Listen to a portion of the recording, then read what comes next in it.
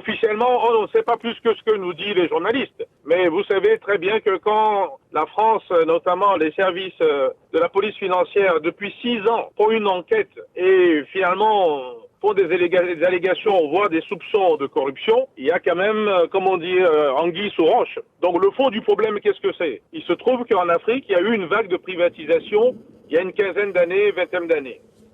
Fonds monétaire international et les bilatéraux. Certains États, qui généralement ont des problèmes de démocratie, ont choisi de mettre en place des systèmes directs ou des systèmes indirects. Je vais m'expliquer. Les systèmes directs, il y a des transferts qui se font d'argent, concrètement, contre ce qu'on appelle, nous, des capacités productives. Un port, une usine, une industrie quelconque. Et bien sûr, cette industrie produit énormément et une partie de cette richesse n'est pas reversée dans le budget de l'État, mais va dans la poche de ceux qui dirigent ou ceux qui sont amenés à représenter ces dirigeants.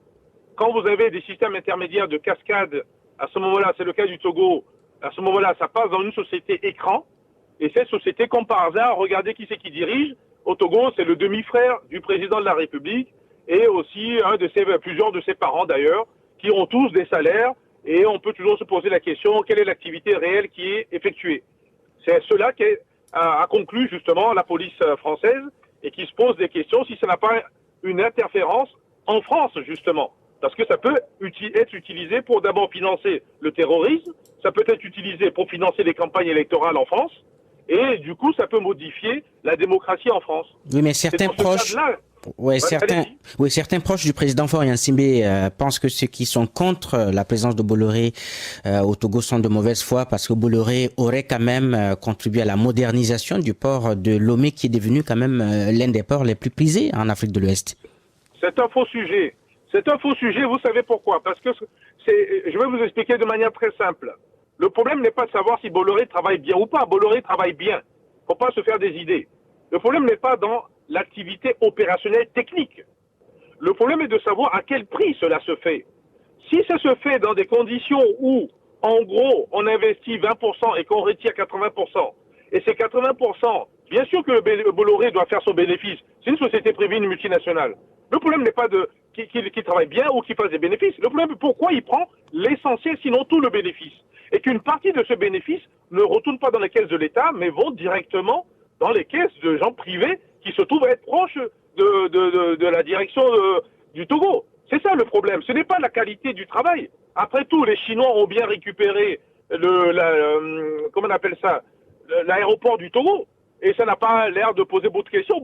Pourtant, nous avons un entraînement de longue durée avec cette Chine qui n'est pas des taux très intéressants non plus pour le Togo. Vous voyez la situation. Il faut bien rester toujours très technique. Il ne faut pas personnaliser ce dossier. Il s'agit d'un système de malgouvernance qui est mis en place, qui, je vous dis, soit peut-être direct. C'était le cas de la Guinée ou d'autres pays, mais ici qui est indirect, c'est-à-dire vous avez des sociétés écrans qui sont mis à une, deux, plusieurs sociétés qui peuvent être directement liées au port ou liées à d'autres choses. Dans le cas du Togo, c'était dans la communication avec la société Havas. Il se trouve que le patron de cette société Havas Togo est justement le demi-frère du président de la République. Donc la question est de se poser la question, pourquoi ce monsieur a-t-il eu des activités dont les financements ne sont pas toujours justifiés, qui a rapport avec le fait d'avoir pu accéder pour monsieur Bolloré à ce port, donc aux bénéfices qu'on tire de ce port. Et en retour, est-ce que ces bénéfices rentrent effectivement dans le budget de l'État? Sinon, où est-ce qu'ils vont? Toutes ces questions, la Commission financière française est en train de s'en occuper. De toute façon, vous savez, quand une enquête est lancée à ce niveau, ou bien beaucoup de personnes vont se retrouver en prison, ou tout simplement, écoutez, il y a une négociation, un arrangement politique. Mais vous savez ce que disent beaucoup de proches du président Faure Gnassingbé. Ils estiment que ceux qui fustigent la présence de Bolloré au Togo sont de mauvaise foi parce que justement Bolloré aurait contribué à moderniser le port de Lomé. Non, cet argumentaire n'est pas juste parce qu'il s'agit d'un argumentaire qui est lié à la personnalité de M. Bolloré ou la personnalité du chef d'État. On ne veut pas ici mettre en cause des individus en tant que personne. S'ils ont fait des crimes, la justice s'en occupera. Il s'agit d'un système. Il faut bien regarder, c'est un système. Alors quand ils disent que Bolloré a effectué et a réalisé le troisième quai ou autre, bien sûr, on ne met pas en cause la capacité à cette société Bolloré de faire un certain nombre d'activités dans les plantations, dans les ports, dans les infrastructures, notamment de transport ou la logistique. Donc, vous voyez, il ne faut pas dévier le sujet. Quelqu'un peut être capable de fabriquer un véhicule, capable de gérer une partie du port, et en même temps être lié à des affaires de corruption. Et c'est de ça exactement dont il s'agit. Donc, il ne faut pas lier les deux. Ces gens qui parlent tentent de personnaliser comme s'il n'y avait pas eu de réalisation. Et ils pensent que la corruption est liée à un manque de réalisation, ce qui est faux. La réalisation a bien eu lieu. Le problème est de savoir à quel coût. Pourquoi on n'a pas choisi d'autres sociétés? Pourquoi l'appel d'offres n'a pas eu lieu dans des bonnes conditions? Pourquoi la personne qui était là avant, Dupuy-Doby, pour ne pas le citer, a dû quitter le Togo de manière précipitée après un procès qui aujourd'hui, on ne sait pas du tout la situation. Il y a beaucoup de questions que justement la justice va tenter de résoudre. Nous, notre problème est de savoir pourquoi cette malgouvernance ne profite pas au peuple togolais et donc indirectement aux infrastructures de bien-être dont peut bénéficier le peuple togolais. Il a été question une fois que l'argent qui sort justement de ce port puisse directement financer l'hôpital ou les hôpitaux de l'ensemble du territoire togolais. Oui, donc vous pensez qu'il n'y a pas de réalisation pratique de la présence de Bolloré au Togo? Monsieur Bolloré a fait un cinéma récemment. Un cinéma au Togo. Est-ce que c'est de ça que les Togolais ont besoin aujourd'hui? S'il avait fait par exemple l'hôpital du Togo, vous pensez que beaucoup de Togolais lui poseraient des problèmes aujourd'hui? Non, il a choisi de faire un cinéma. Le cinéma en question, il faut se poser la question dans quelles conditions? Poser la question aux riverains. Qu'est-ce qu'ils disent sur ce cinéma? Et on a déplacé un chef de l'État pour aller s'asseoir dans un petit cinéma qui n'est accessible qu'à des gens qui ont le pouvoir d'achat au Togo. Voilà les choix de Bolloré. Mais je ne mets pas en cause ses choix. Il est privé, il fait ce qu'il veut. Je vous dis que le problème est de savoir comment se fait en cascade des attributions de contrats qui ne respectent pas ni la constitution togolaise, ni les lois togolaises en tant que telles. C'est ça le problème de fond, et la justice va s'en occuper, la justice française pour le moment. Oui, parlant de justice...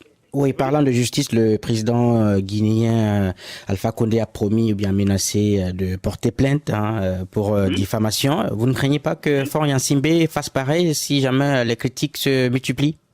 Vous savez, quand vous portez plainte dans un pays démocratique, il faut faire très attention que la plainte ne se retourne pas contre vous. Ça, c'est la première chose. La deuxième chose, on attend que le président guinéen porte plainte. Parce que vous parlez en général, il faut être précis en droit. Il va porter plainte contre qui et pourquoi? D'après ce que nous connaissons, il veut porter plainte en diffamation. Les gens ont donné une fausse information. Bon, si c'est une fausse information, l'information va être corrigée et la plainte va s'éteindre avec une amende à la personne qui a donné une fausse information. Mais attention, si jamais l'information s'avère être exacte, mais le président qui a porté la plainte risque d'avoir des problèmes assez sérieux. Donc la question que vous devez vous poser, quand est-ce que la plainte va être posée effectivement? Et qu'est-ce qui est exactement mis dans cette plainte? Parce qu'on ne lui reproche pas que Bolloré soit venu, qu'il ait fait un certain nombre de choses. Ce qu'on reproche, c'est qu'il y a eu de l'argent qui quitte la Guinée, comme le Togo, vers des affectations qui auraient pu mieux profiter à la population guinéenne comme à la population togolaise. C'est de ça qu'il s'agit. Maintenant, pour arriver à démanteler tout ce que je vous dis à travers ces sociétés écrans, ces sociétés de communication qui ont été plus ou moins surpayées ou sous-payées, ça c'est le travail des enquêteurs. Et vous devez laisser la justice faire son travail, ça prend du temps. Vous savez, ce dossier ne va pas s'éteindre du jour au lendemain. Et comme je vous dis, en politique, il faut faire attention. Ça peut se résoudre de manière simple, c'est-à-dire que, bah oui, la personne attaquée est obligée de reconnaître ce que va dire finalement les policiers après l'enquête et va être condamnée pour cela, pour corruption donc, ou deuxièmement, on va commencer à livrer un certain nombre de noms. Les noms en France, comme les noms en Afrique. Ne croyez pas que les politiciens français sont exempts de cette situation-là. Vous savez, il n'y a pas longtemps, il y a eu aussi une mini-examen de l'ancien président français, M. Sarkozy. Et vous connaissez les liens directs entre M. Sarkozy et M. Bolloré.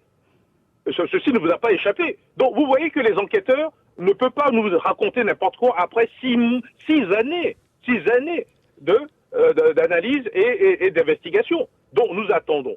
Et il faut savoir autre chose. Vous savez, la police ne donne jamais toute l'information, on ne donne qu'une petite partie pour permettre l'information de circuler et que les gens se mettent à parler. Vous savez qu'au Parlement togolais, par exemple, l'opposition, l'ANC, qui est une partie de l'opposition, a posé des questions au gouvernement.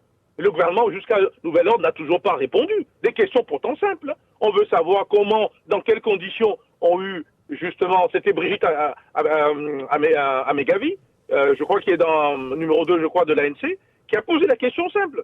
Comment ont été attribués ces contrats? À qui? À quelle date? Quelle somme?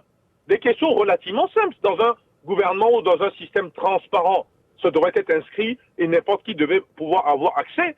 Et on pouvait montrer comment les contrats ont été donnés. Quelles sont les personnes qui ont été déboutées dans ce contrat? Parce que vous ne donnez pas un contrat s'il n'y a qu'une seule personne. À ce moment-là, écoutez, c'est un contrat gré à gré.